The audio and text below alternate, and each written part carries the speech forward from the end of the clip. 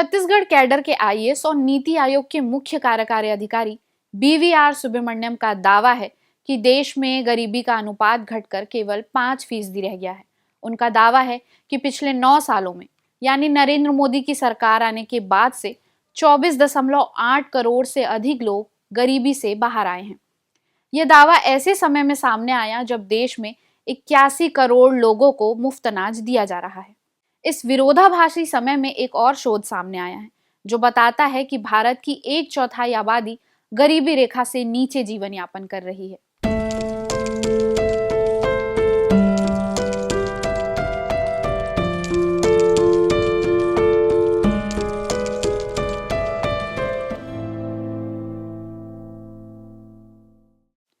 नमस्कार, जरूरी बात में आपका स्वागत है। मैं हूं ममता मानकर। भारत सरकार द्वारा पिछले साल जारी घरेलू उपभोग व्यय सर्वेक्षण की फैक्ट शीट के आधार पर नीति आयोग के मुख्य कार्यकारी अधिकारी बीवीआर सुब्रमण्यम ने दावा किया कि देश में गरीबी का अनुपात घटकर 5% रह गया है। उनका कहना था कि पिछले 9 वर्षों में 24.8 करोड़ से अधिक लोग गरीबी से बाहर आए हैं। इसके लिए उन्होंने रंगराजन समिति के आंकड़ों को अपना आधार बनाया था। लेकिन इस तकनीकी बात को समझने के लिए पहले रंगराजन समिति के तर्कों को समझें। भारत में गरीबी का आकलन करने के लिए 2012 में गठित सी रंगराजन की अध्यक्षता वाली समिति ने अपने अध्ययन के बाद 30 जून 2024 को पेश अपनी रिपोर्ट में कहा था कि भारत में हर तीसरा व्यक्ति गरीब है। इस समिति के अनुसार 2011-12 में ग्रामीण इलाकों में गरीबों की संख्या 19% से अधिक और शहरी इलाकों में 41% से अधिक थी। रंगराजन समिति के अनुसार कोई शहरी व्यक्ति यदि एक महीने में 1407 रुपए यानी 47 रुपए प्रतिदिन कम खर्च करता है तो उसे गरीब समझा जाए। इसी तरह रंगराजन समिति ने ग्रामीण इलाकों में हर महीने 972 रुपए यानी हर दिन का 32 रुपए से कम खर्च करने वाले लोगों को गरीब की श्रेणी में रखा था। अब लगभग 11-12 साल बाद भी जब गरीबी को कम बताने की कोशिश की गई तो इसे 2011-12 के आंकड़ों की कसौटी पर ही कसा गया। यही कारण है कि बीवीआर सुब्रमण्यम के दावों को अर्थशास्त्रियों ने भ्रामक और गुमराह करने वाला माना है।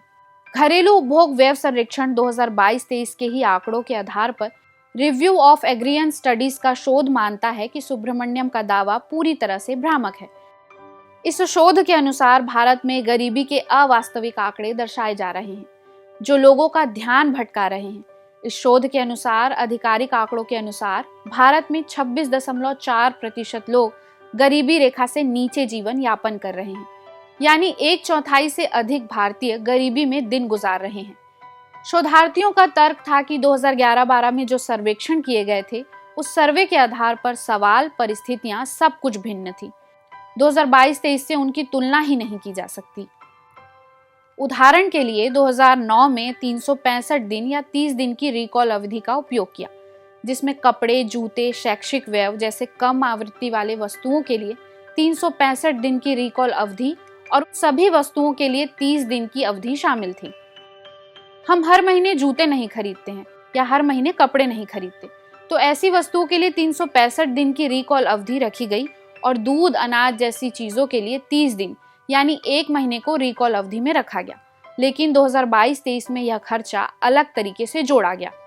यहाँ तक कि 2011 की जनगणना के आधार पर सारी गणना की गई। शोधार्थियों का कहना था कि भारतीय चिकित्सा अनुसंधान परिषद विभिन्न आयु, लिंग, गतिविधि स्तर संयोजनों के लिए कैलोरी, प्रोटीन, वसा की मानक आवश्यकताओं को निर्धारित करती है। ऐसे में पोषण से जुड़े मुद्दों के लिए 2011 के आंकड़ों की जगह भारतीय चिकित्सा अनुसंधान परिषद के ताज़ा आंकड़ों का उपयोग किया जाना चाहिए था।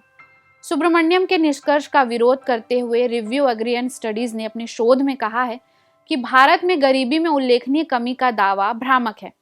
2022-23 के घरेलू उपभोग व्यय सर्वेक्षण के आधार पर जहां भारत में गरीबी दर को 5% तक कम करने का दावा किया जा रहा है, वहीं इस अध्ययन में कहा गया है कि भारत में 361 मिलियन लोग ऐसे हैं जो गरीबी रेखा से नीचे जीवन यापन कर रहे हैं। यह आंकड़ा अमेरिका की पूरी जनसंख्या से भी अधिक है। छत्तीसगढ़ जैसे राज्यों के लिए यह आंकड़ा विशेष रूप से चिंताजनक है, क्योंकि यहाँ के बहुत से लोग रंगराजन समिति द्वारा निर्धारित गरीबी रेखा यानी ग्रामीण क्षेत्रों के लिए 2,515 रुपए और शहरी क्षेत्रों के लिए 3,336 रुपए से नीचे जीवन यापन कर रहे हैं। इस आधार पर भारत सरकार के ही आंकड़ों को देखें तो छत्तीसगढ़ में गरीबी रेखा से नीचे जीवन यापन करने वालों की संख्या 26.4% के आसपास है। कभी बीमारू राज्यों में शुमार मध्य प्रदेश से अलग होने के बाद माना जा रहा था कि छत्तीसगढ़ आर्थिक रूप से बेहतर होगा। कई मोर्चे पर छत्तीसगढ़ ने तरक्की भी की, राज्य की आर्थिक स्थिति भी सुधरी, लेकिन छत्तीसगढ़ देश के उन बेहद गरीब राज्यों में बना रहा। अलग राज्य बनने के 10 साल बाद 2011-12 में किए गए सर्वेक्षण के अनुसार ओडिशा के बाद छत्तीसगढ़ ग्रामीण क्षेत्रों में सबसे कम खर्च करने वाले राज्य के रूप में सामने आया था, जहां ग्रामीण क्षेत्र में एक परिवार प्रति माह केवल 897 रुपए और शहरी क्षेत्रों में 1,314 रुपए खर्च करता था। 2022-23 के नवीनतम सर्वेक्षण के अनुसार छत्तीसगढ़ में ग्रामीण क्षेत्रों का औसत खर्च बढ़कर 2,382 रुपए प्रति माह और शहरी क्षेत्रों का 3,312 रुपए प्रति माह हो गया है। यदि हम इसकी तुलना उसके आसपास के राज्यों से करें तो झारखंड में ग्रामीण क्षेत्रों का खर्च 2,263 रुपए और शहरी क्षेत्रों का खर्च 3,391 रुपए है, जबकि मध्य प्रदेश में ये आंकड़े क्रमशः 2,295 रुपए और 3,425 रुपए हैं। मतलब ये कि छत्तीसगढ़ अपने पड़ोसी राज्यों के मुकाबले गरीबी के मामलों में कहीं पीछे नहीं है। सुब्रमण्यम ने तर्क दिया कि ऐसा नहीं है कि खाद्य पदार्थों की खपत का स्तर पूर्ण रूप से कम हो रहा है, लेकिन खाद्य पदार्थों पर सापेक्ष घट रहा है, जबकि टीवी, फ्रिज, मोबाइल फोन और कार जैसे उत्पादों की खपत बढ़ गई है। इसका मतलब न केवल आय में बेहतरी के लिए बदलाव है, बल्कि जीवन शैली में भी बदलाव है।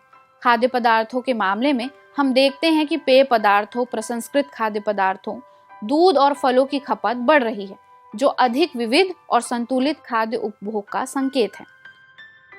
सुब्रमण्यम के तर्क थे कि बड़ी तस्वीर यह है कि मौजूदा कीमतों में 2011-12 के स्तर से शहरी और ग्रामीण खपत में 2.5 गुना से अधिक की तेज वृद्धि हुई है।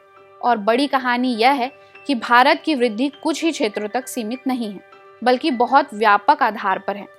उपभोग में वृद्धि, जो आय के स्तर का एक प्रॉक्सी है, शहरी भारत की तुलना में ग्रामीण भारत में अधिक तेज है, जो उन कहानियों को चुनौती देती है कि ग्रामीण अर्थव्यवस्था कमजोर और स्थिर है, जबकि अमीरी शहरी भारतीय एसयूवी खरीद रहे हैं।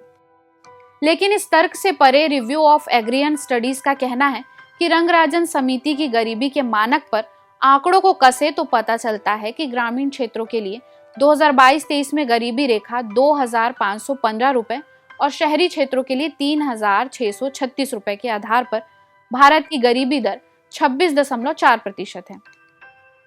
कृषि अध्ययन की समीक्षा में इस बात पर जोर दिया गया कि जो आंकड़े प्रकाशित किए गए हैं वे अत्यंत शर्मनाक हैं।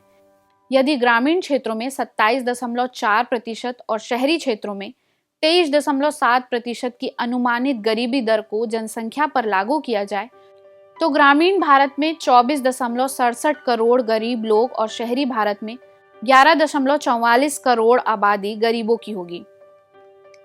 यदि ग्रामीण क्षेत्रों में 27.4% और शहरी क्षेत्रों में 23.7% की अनुमानित गरीबी दर को जनसंख्या पर लागू किया जाए तो ग्रामीण भारत में 24.67 करोड़ गरीब लोग और शहरी भारत में 11.44 करोड़ आबादी गरीबों की होगी।